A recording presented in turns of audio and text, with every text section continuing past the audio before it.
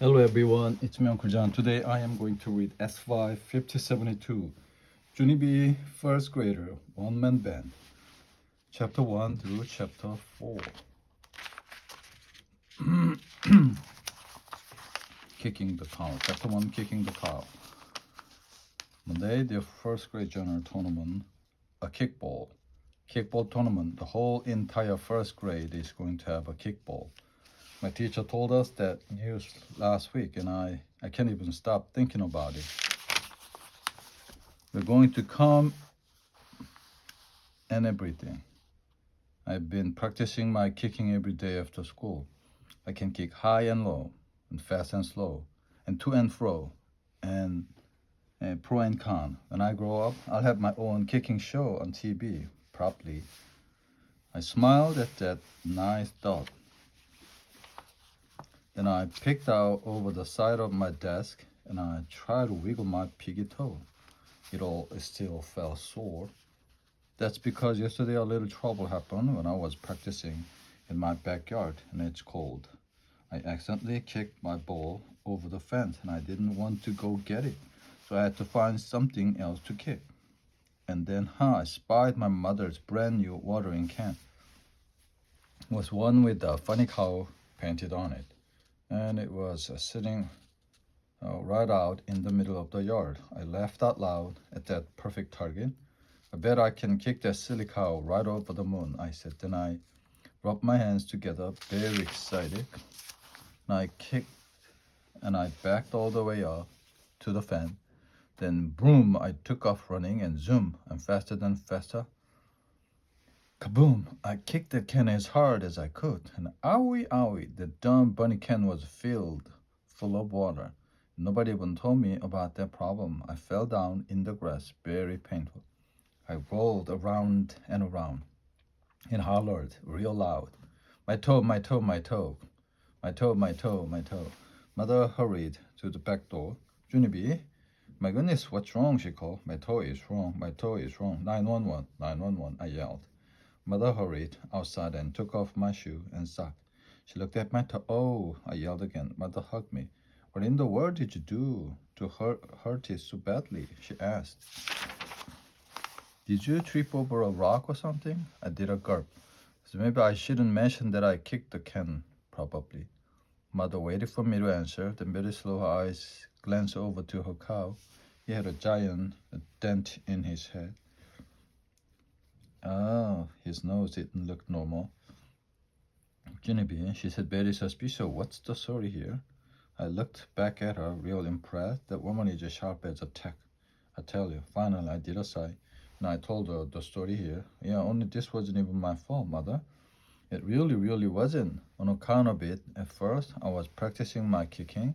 Then my ball went over the fence, so when I was kick air, I did a thumbs up. But good news. But just then I saw your cow can, and so I ran at him with all my might, and then I kicked him as hard as I could.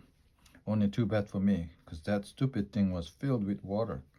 Now I have a smashed piggy toe. Though for a minute, then I folded my hands in my lap very quiet. The end, I said. Mother didn't look happy with me. Gee, imagine that a watering can actually had water in it. How unusual, she said.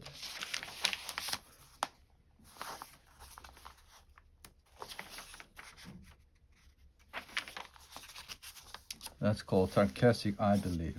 After the mother carried me inside and she called the doctor and he told her that to raise it up on a pillow and use ice. And so, guess what? At first, it felt a little better. Only this morning, when I got dressed, it hurt to put on my shoe. And so, even though it was chilly outside, Mother said I could wear sandals to school. And so that's how come I keep checking up on it this morning to see if it's feeling any better. I closed my journal real quiet, then I bent over in my chair and I patted my toe very gentle next to me. May made a face. You shouldn't play with your feet, Junie Jones, she whispered. Playing with feet is what? stinky people do.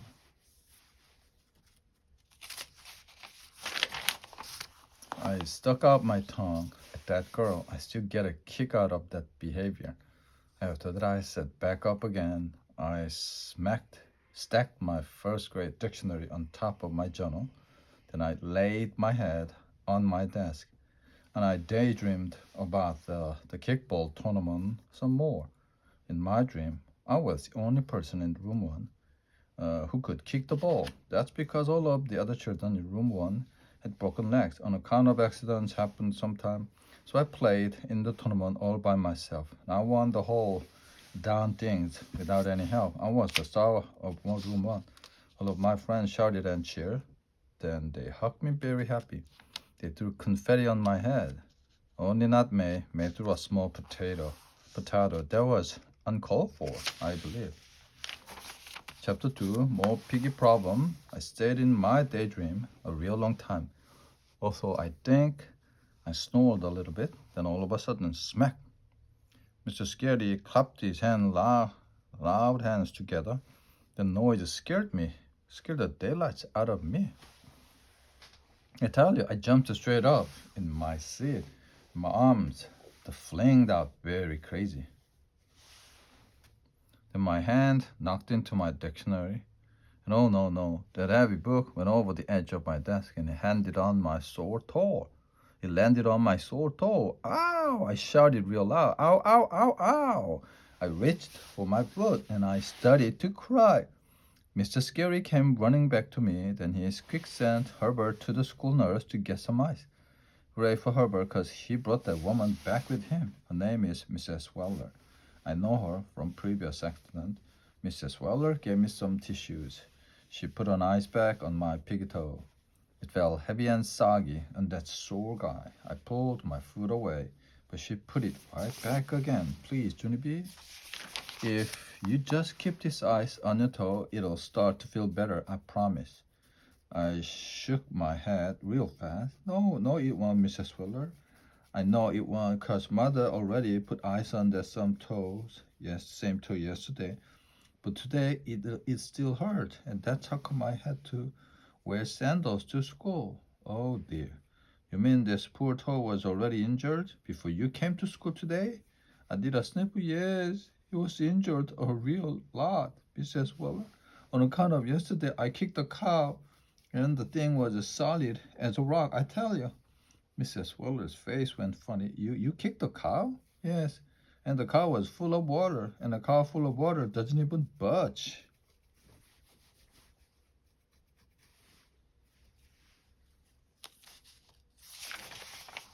After that, Mrs. Weller got very speechless and she didn't ask any more questions.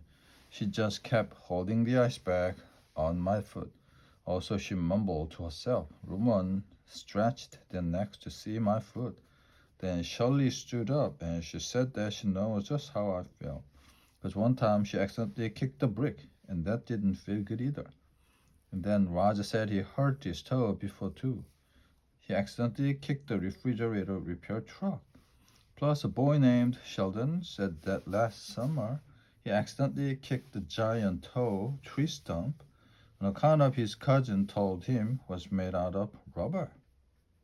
Only it wasn't, said Sheldon, very upset. It was made out of tree. So all of my toes got their heads bashed in. After that, Sheldon put his foot up on his desk. He started taking off his shoe to show us. Mr. Scary held up his hand. No, Sheldon, please, that's really not necessary. But Sheldon quickly yanked off his shoe and sock. He raised his piggies way high in the air. See the baby one? The baby one still has a little red knob on the side of it, he said. See? Just then Sheldon tipped his chair back on two legs so he could raise his foot even higher. Only too bad for him, because quick as a blink his chair legs slided out from underneath it.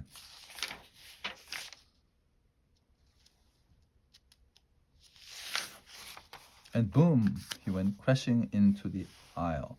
And his forehead got a knob on it, just like his baby toe. Mrs. Weller quick grabbed the ice pack from my foot and she put it on Sheldon's head.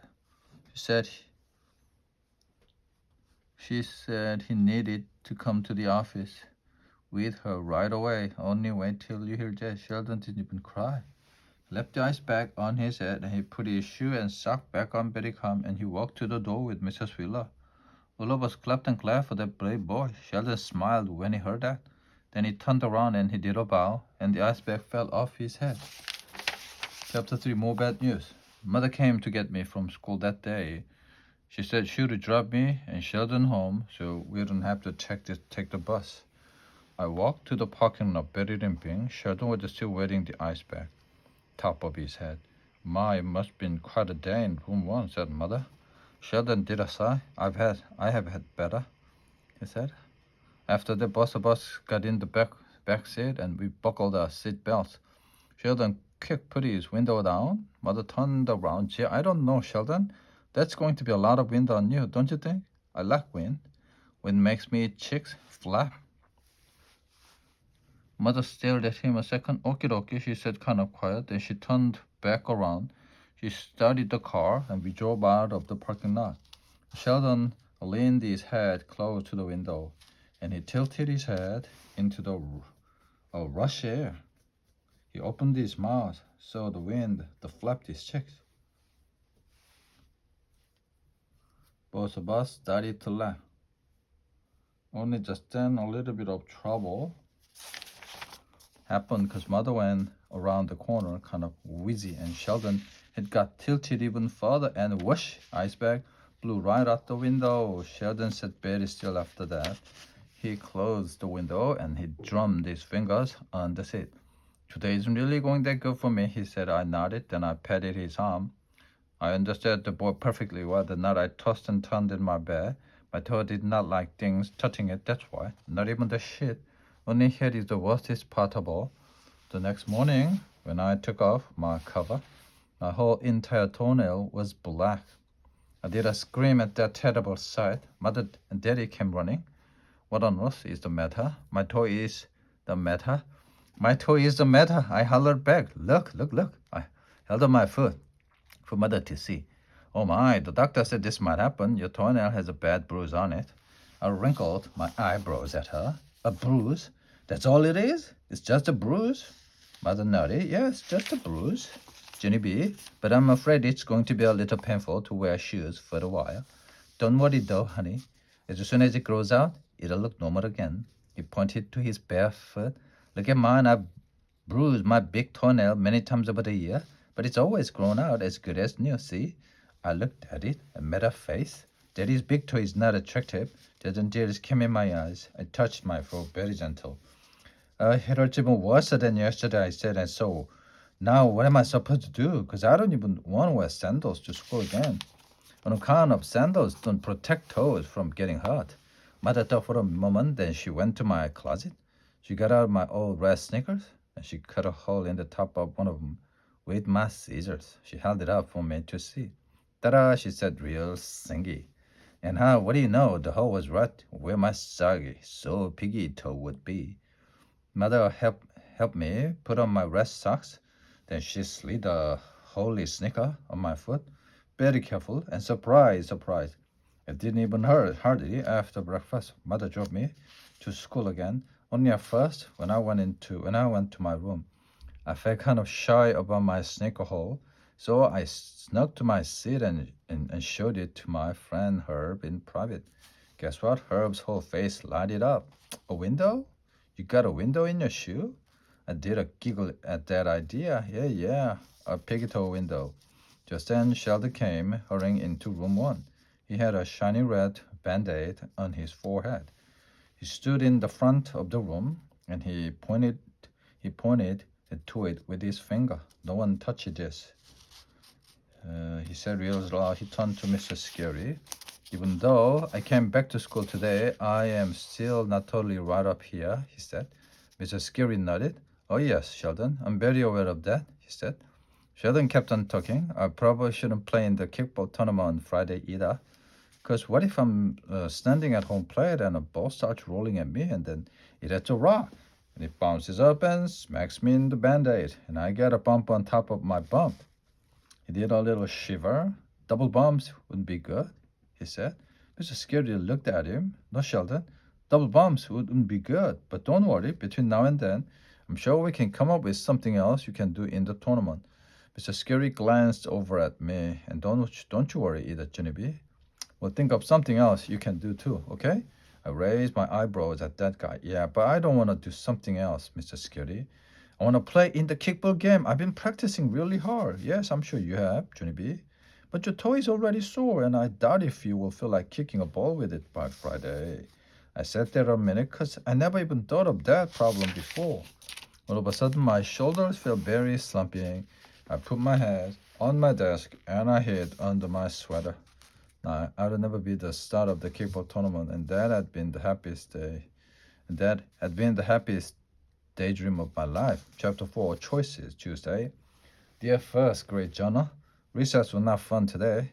I sat on the playground and I stared at my sore toe through my piggy toe window. Sheldon sat next to me. He kept pressing on his red band-aid and saying, ouch. I told him to knock it off. I'm not in a good mood.